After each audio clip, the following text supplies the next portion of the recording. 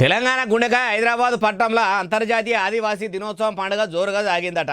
అడవి బిడ్డ మహిళా మంత్రి సీతక్క కూడా పండుగ సంబురాలకు అజిరుపడ్డదట. మరి ఎట్టెట్ట నడిచింది ఏం కథ? మహిళా మంత్రి సీతక్క ఒకదే అజిరుపడ్డదా? ఇంకా ఎవరైనా మంత్రులు వచ్చిరా? అన్ని ముచ్చట్లు అరుచుకుందాం పారి.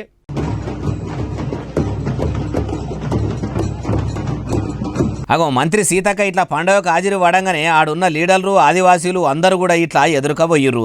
సీతక్కతోని స్పీకర్ గడ్డం ప్రసాద్ సార్ కూడా ఉన్నాడు కదా.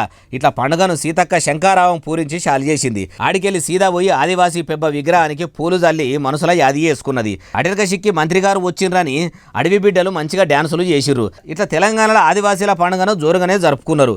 కానీ మలి సర్కారు మా ఆదివాసీల పండుగ రోజును సెలవు దినంగా ప్రకటించాలని నెల దినాల కింద మలి ముఖ్యమంత్రి యనుమల రేవంత్ రెడ్డి సార్కు వినతి పత్రం ఇచ్చినా గానీ సీఎం సారు అడవి బిడ్డల వినతిని పట్టించుకున్నట్టు లేడు. ఒకవేళ యాదికి పెట్టుకుంటే మటుకు ఆదివాసీల దినోత్సవం నాడు ప్రభుత్వం కూడా సెలవు ప్రకటించేది కదా. మరి సీఎం సారు బిజీగా ఉండి పట్టించుకోలేదా? ఏమో మల్లతేపకు ఇట్లా సెలవు దినం అని చెప్తాడా? ఆ ముచ్చట తెలవాలంటే ఏడాది దాకా ఆగితే గానీ తెలియదు అంటున్నారు అడవి బిడ్డలు.